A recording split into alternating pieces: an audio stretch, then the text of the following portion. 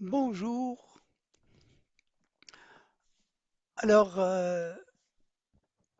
après avoir traité le D5, maintenant on va parler de D6. Alors, D6 aussi, à son tour, il présente un diagramme de Tanabe-Sugano qui présente deux domaines. Donc, finalement, cet exemple, ça va nous permettre de bien préciser ce qu'on a déjà dit concernant le D5. Et vous voyez qu'il y aura pas mal d'analogies. D'accord? Donc là, en multipliant les exemples, c'est comme si on fait en fait des exercices de plus. Voilà. Donc voilà. Alors voilà le diagramme de Tanabe-Sugano concernant le D6. Là encore une fois, il y a deux domaines, domaine du champ faible et domaine du champ fort. Alors voilà, ici j'ai tracé avec des couleurs ce qui se passe lorsqu'on passe du champ faible vers le champ fort. Dans le domaine du champ faible, on a la représentation T de G5 qui est le niveau fondamental, mais lorsqu'on passe dans le domaine du champ fort, il devient état excité. Vous voyez le trait bleu qui passe ici de 0 vers une droite qui a une certaine pente qui est tout à fait différente de 0. Alors le T5, bien sûr, en plus de T2G5, il va donner le EG5 à son tour. Bien sûr, lorsqu'on passe du champ faible au champ fort, on change de pente. Alors, le niveau, c'est-à-dire le terme spectroscope I1, va éclater pour donner ici A1G1 et T1G1. Alors, le A1G1, qui était un état excité ici dans le domaine du champ fort, c'est-à-dire celui qui est en rouge ici, deviendra état fondamental lorsqu'on est dans le domaine du champ fort. A1G1. Voilà, il est état fondamental. Donc ça veut dire que lorsqu'on passe du champ faible au champ fort, on change carrément de représentation. Ok? Bien sûr, les autres niveaux vont aussi changer de pente lorsqu'on passe de domaine du champ faible au domaine du champ fort, tel que ce que vous voyez sur les droites rouges ou bien les droites euh, vertes. Ok? Alors, pour les champs octaédriques à champ faible. L'état fondamental d'un complexe T5 est T2G5, comme on vient de le voir, et qui provient bien sûr du terme spectroscopique D5 de l'ion libre. Ok.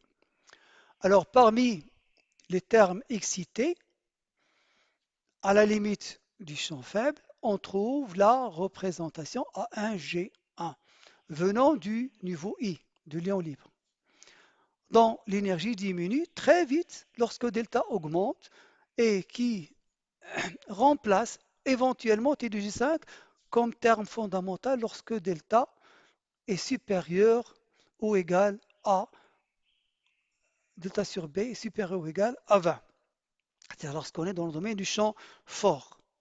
Alors à ce moment-là, un appariement du spin se produit, ce qui crée dans le diagramme une discontinuité indiquée par une droite verticale. C'est ce qu'on a vu la dernière fois. À partir de cette limite, le terme de base spin A1G reste l'état fondamental. Donc c'est ce que je viens d'expliquer. Voilà. OK.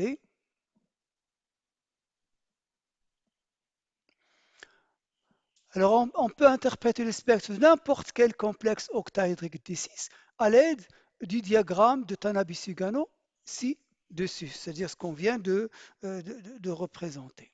Voilà. Alors pour les espèces à haut spin, comme par exemple le cas du, du complexe COF6-3-, on a une seule bande permise de spin. C'est la transition T2G5 vers EG5. Et on n'observe qu'une seule bande d'absorption.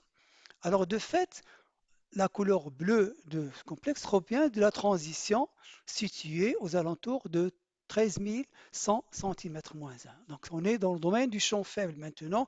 Une seule transition est possible, c'est-à-dire je reviens même si vous voulez sur le diagramme.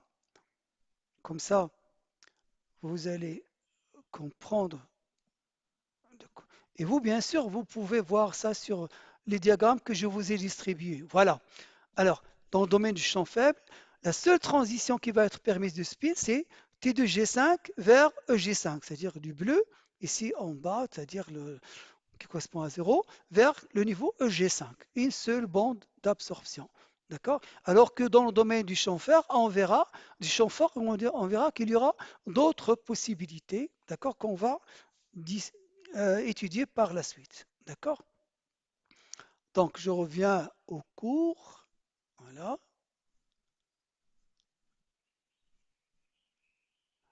Voilà. Exact. Voilà. Donc, la seule transition qu'on peut observer dans le domaine du champ faible, c'est de T2G5 vers EG5.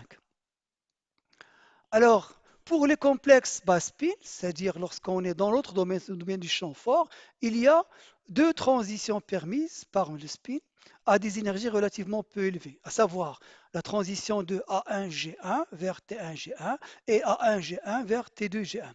Et il existe bien sûr d'autres transitions permises par le spin, des énergies plus élevées, mais ils sont généralement masqués par d'autres transitions telles que le transfert de charge. Mais comme je l'ai déjà dit, pour les transferts de charge, on le verra par la suite.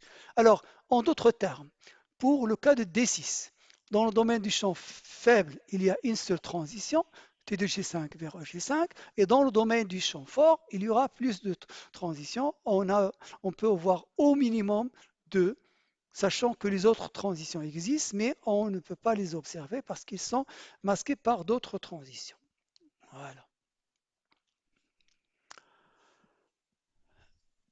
Alors, je vais